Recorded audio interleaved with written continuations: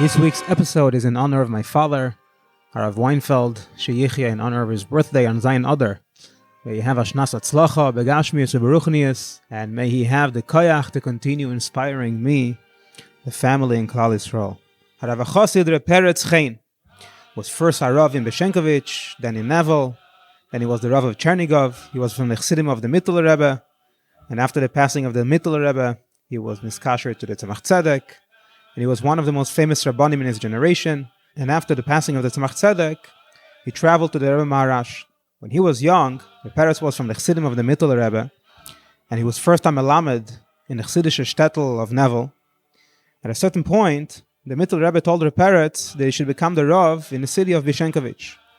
The Peretz refused, and he announced to the Rebbe, "I'm not going," explaining that there is already another Rav in the city, which was at that time the Rav of the Misnagdim, and it will be hard for me to compete with him. So the Rebbe promised him, "Olai val tzavari, I'm taking responsibility for this." Only then the Peretz continued traveling. Rebbe Chen, who was his great-grandchild who related this, said probably his Zayd, the Peretz, refused first to go because he wanted to squeeze that bracha out of the Rebbe. So Peretz traveled to Bishenkovich, and he was accepted as the Rav, mainly by the Chassidim of the city. And as you could imagine, the Misnagdim in the city didn't really like that. And they decided to disturb him and harass him with different complicated shilas that they brought before him all the time. Once, for an example, they brought to him a chicken with a shaila, and despite the fact that the Misnagdish Rav of the city already paskin beforehand that it's treif, but they didn't tell him that there was already a psak in his chicken, and they brought it to the Peretz to check. So the Peretz checked the chicken, and they paskin that it's kosher. And then the city turned over. The big lamdonim amongst the Misnagdim came to his home, tining, "How dare you be machshir a chicken that our Rav was matrif?" So the Peretz told them, "By me, it was quite clear that this case is kosher." So then when they asked him for Amar Makim and Halacha, he tried hard to find the Amar Makim. Why did he know that it's kosher? But he didn't manage to, at that moment, to find the Makar in his Farim. So the Misnagdim started to harass him and tell him, "Hey, look, our Rav has clear-cut sources why this chicken should be treif, and you don't have any sources. How dare you paskin?" So when the Peretz saw that they're harassing him and is having a hard time getting rid of them, and they're insisting that he should show them a source, so he pointed towards the Shafe, where all the Sfarim were, and he said, "My source is over there." He meant was that he has a source somewhere, he will find it one day. Right now, this second, he can't remember where it was, but somewhere in his Sfarim it's written, he's sure about it. However, one of the people in the room thought that the Peretz was actually referring to a certain sefer. So he took out that sefer from the shelf and he brought it to the Peretz. So the Peretz opened up the sefer, and exactly in the page where the sefer opened were a perfect source for the Peretz's psak. So the Peretz said, "Now I understand the bracha that the Rebbe told me that is taking responsibility for my Rabbanos." This is something that the Rebbe pulled off. In the days of the Nesius of the Mittler Rebbe, the Peretz once came to the Mittler Rebbe, and the Rebbe asked him, "Are you also from those who are against me?" Because at that time, not all the Chassidim followed the Mittler Rebbe, some followed the Baron Strasseller and others. So the Peretz answered, "No, Rebbe, I have nothing against you, chas v'shalom." So the Mittler Rebbe asked him that he should take off his hat and give it to him. And the Mittler Rebbe took the Peretz's hat, he smelled it, then he said, "True, you're okay," and he gave it back to him. Rav Mendel Furtefas related that the Tzemach Tzedek had many Chassidim who were major Geoinim in Niggun, and the Rebbe wanted to mispalpel, to discuss Niggun with them.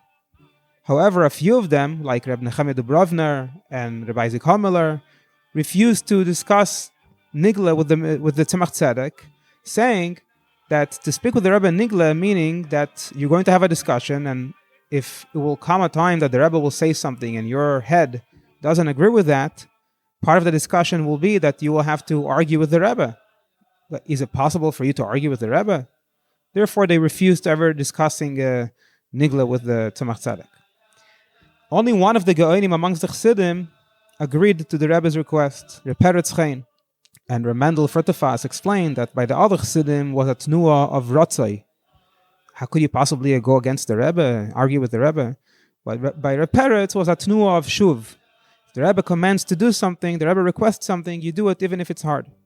So the way they arranged it was that whenever Peretz came to Lubavitch, he should be the last one to enter the Rebbe for Yechidus. That way the Rebbe could go on, after the Yechidus with her Peretz, go on to discuss with him in Yoni Niggun. So once the pilpul between the Rebbe and the Peretz was going on, and while they were discussing back and forth, the Peretz, without realizing, picked up 2 coins, which were at a certain pile of coins on the Tzemach Tzedek's table, and he placed them to another pile.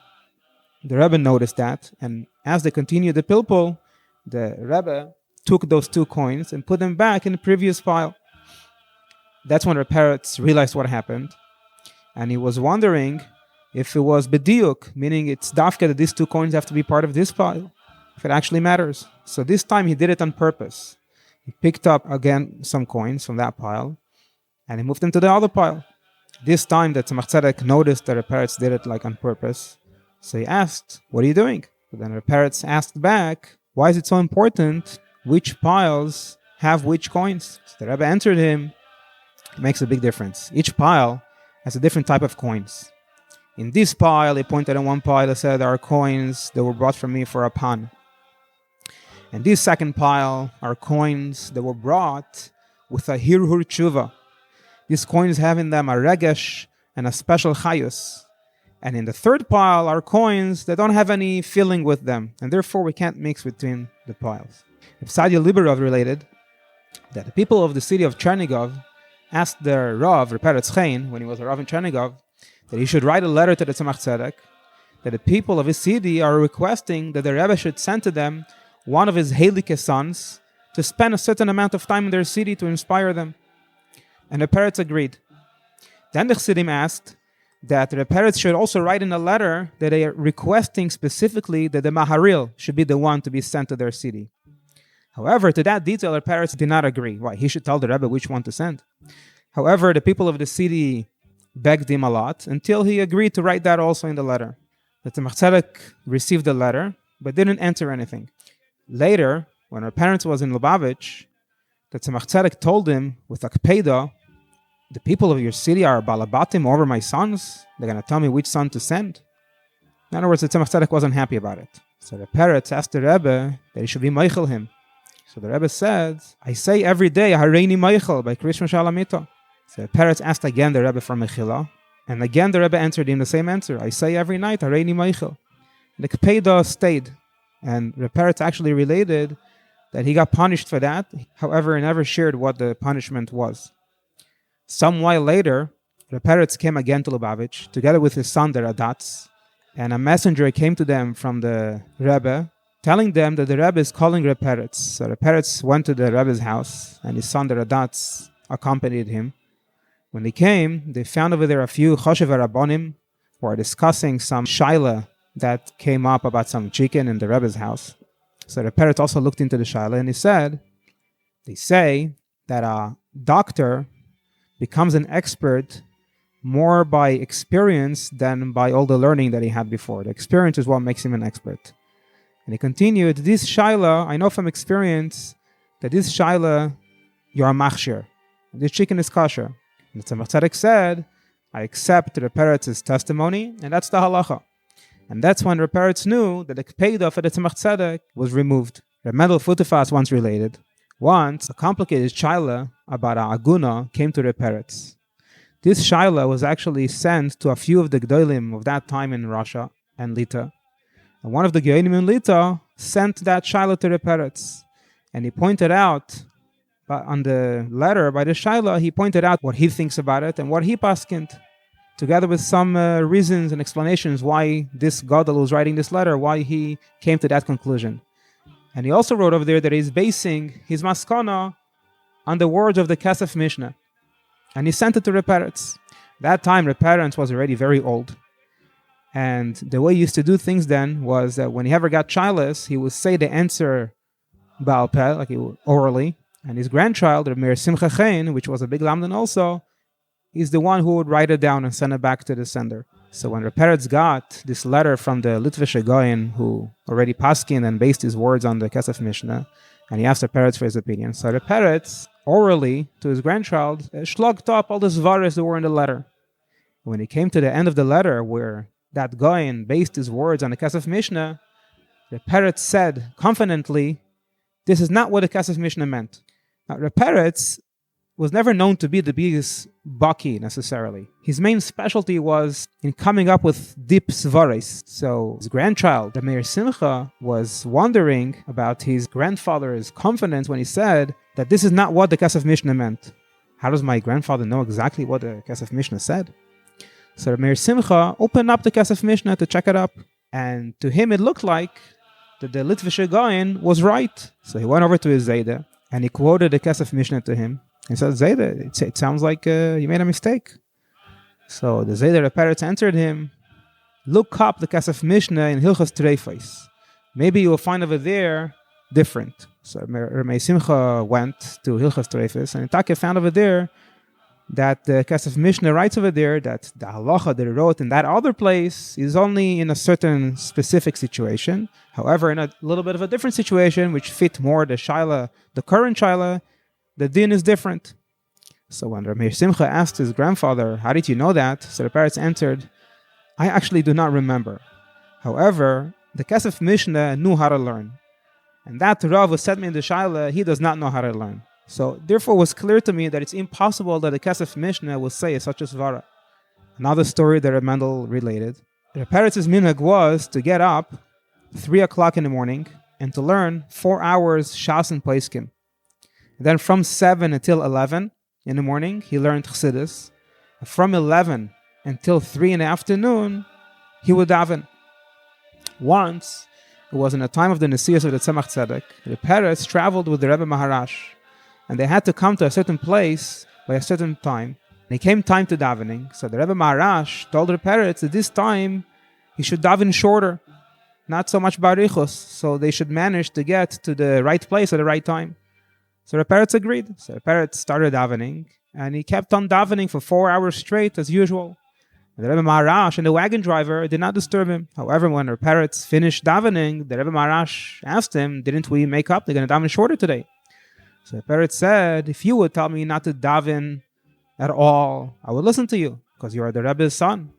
But since you did tell me to daven, I couldn't stop. To daven, but not to daven the way I usually daven, that I can't. The Peretz's granddaughter, the daughter of the Radatz, related that my grandfather, the Peretz Chen, was nostalgic, passed away in Yesoid Sheba Yesoid, Chav Vav Iyar, Taf Reish Mem Gimel, on Shabbos after Mincha.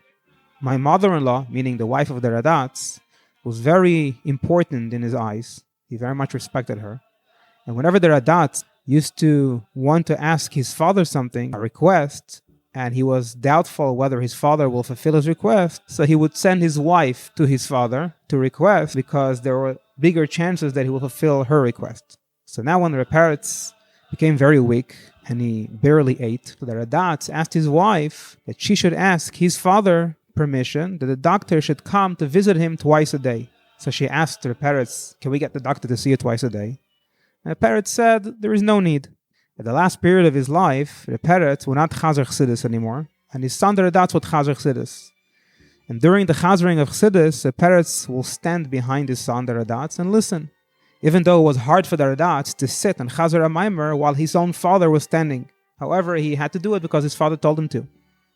On the last Tuesday to his life, the Peretz said to the Bacher who served him, call my son. When the Radatz came, the Peretz told him that he should take off his shoes and go into his room. When he went into his room, the Peretz told him, many years ago, my mother came to me from Olam HaElyon, and she told me 3 things. Number 1, they sent me from Shemaim to tell you that your chazering, the learning, is more precious than the actual learning. Meaning the chazara is more precious than the first time learning. The second thing is, machshava zoros by davening is pigul mamash. It's mamash disgusting. And the third thing she told me, she revealed to me everything that will happen to me in my life. And since today, the last thing that she told me happened, therefore I know that I'm going to be mistalik soon. And the Peretz gave his son instructions how to take care of his body after his ptira. And then the Radatz left the room, completely pale. On Friday night, things were still as usual. The Radatz chazer at Chassidus, his father stood behind him. The next morning, the Peretz davened even more barichos than usual. And in the middle of davening, he sent a message to let the family know that they shouldn't wait for him. Rather, they should start a Suda without him. So everybody, including the guests who were there that Shabbos in Chernigov, ate very quickly because they felt that something is not right. At the end of the Suda, the whole came back to listen to the davening of Peretz, saying the Psukim of Shema Yisrael and Baruch Shem took an hour and a half. When he finished davening, he asked that they should tell the Chassid, Reb Shalom Reb Hillel's, which was then in Chernigov, that he should go to a certain shul, which was nearby. The people in the room didn't understand why. Only later they realized because he was a Kohen, so he shouldn't be there in the Ptira. Then the Peretz told his son, the Radatz, that he should call a doctor. So the Radatz asked his mother, who is going to go out to call a doctor? So the Peretz told his son, even you should go. However, I need you to be here. Let someone else travel. Because he took a Chilul Shabbos, traveling to go call the doctor. After a few moments, the Peretz regretted what he said. And he said, there's no need for a doctor. And therefore it's usher, so nobody should travel to call a doctor.